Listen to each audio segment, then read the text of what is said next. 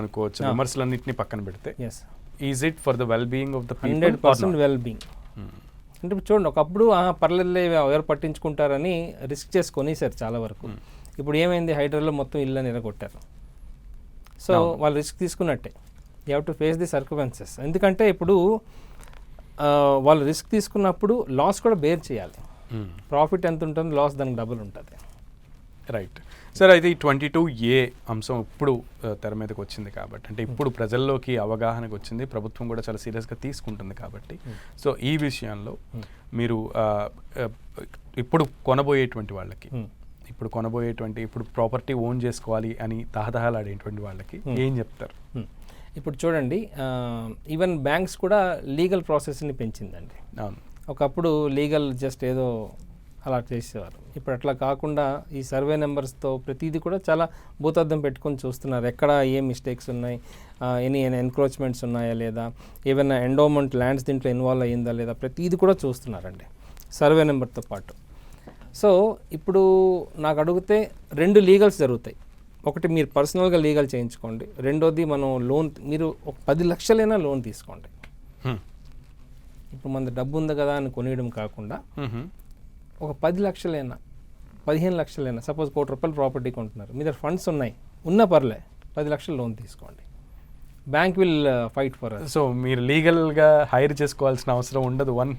50% more than 50% bank చేసుకోవాలి. మనం పర్సనల్గా చేసుకోవాలి. బ్యాంక్ కూడా మన కోసం ఎక్స్ట్రా అదనపు సపోర్ట్ ఇస్తుంది. ఎందుకంటే bank will hire very high professional advocates, అంటే లీగల్ అడ్వైజర్స్. సో వాళ్ళు ఏంటంటే చాలా వాళ్ళకి రిస్క్ ఉంటుంది. ఎందుకంటే బ్యాంక్ కంటిన్యూస్గా వాళ్ళకి ఫైల్స్ ఇస్తారు కాబట్టి, వాళ్ళు లాంగ్ టర్మ్ రిలేషన్స్తో వాళ్ళు కరెక్ట్గా అది కరెక్ట్గా ఉందా లేదనేది వాళ్ళు లీగల్ అడ్వైజ్ ఇస్తారు. సార్, ఇప్పుడు మీరు టు ద బ్రాడ్ ఎక్స్టెంట్ మనం చూస్తే ఇది ఆంధ్రాలో అండ్ తెలంగాణలో 2 స్టేట్స్లో కూడా ఇది ఇంప్లిమెంట్ అవుతుంది కాబట్టి, సో ఎక్కడ ప్రాబ్లం ఎక్కువగా కనబడుతుంది మీకు? మనకి అంటే ఆనెస్ట్లీ ఆంధ్రాని మీద అంత దృష్టి పెట్టలేదండి.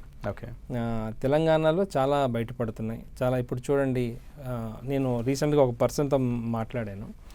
ఆయన ఒక ఫ్లాట్ కొన్నాడు, అప్పుడు ప్రొహిబిటెడ్లో లేదు, ఇప్పుడు ప్రొహిబిటెడ్లోకి వచ్చింది. ఆయనకి మనీ కావాలి కాబట్టి ఫ్లాట్ అమ్ముకుంటున్నాడు.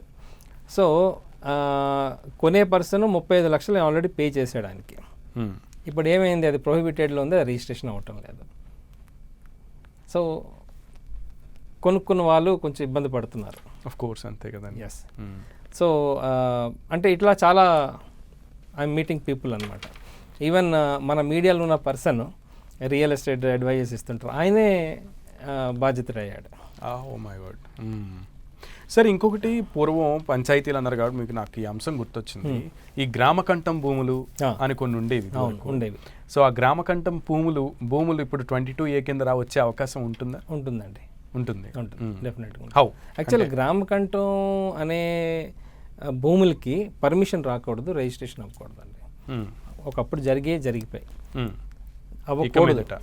నేను ఎందుకంటే నేను కొన్ని లొకేషన్స్ చూశానండి, నిజాంపేట లాంటి లొకేషన్స్లో కంఠం అనే ల్యాండ్స్లో పర్మిషన్స్ వచ్చాయి, లోన్స్ వచ్చాయి, జనాలు ఉంటున్నారు.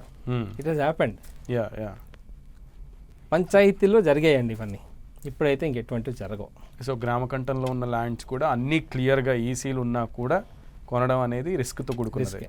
అసలు గ్రామకంఠం అనే ఒక వర్డ్ వస్తే అసలు మర్చిపోండి దానికి. మీకు సగం రేటుకి వస్తుందా లేదా 30% డిస్కౌంట్ వస్తుందా, అసలు దాని జోడులోకి వెళ్ళదండి. ఓకే. సో అది ఎన్నేళ్ల క్రితం అయినా కూడా ఇప్పుడు అంతా రెగ్యులర్ అయినా కూడా ఖచ్చితంగా దాన్ని మర్చిపోవడమే బెటర్.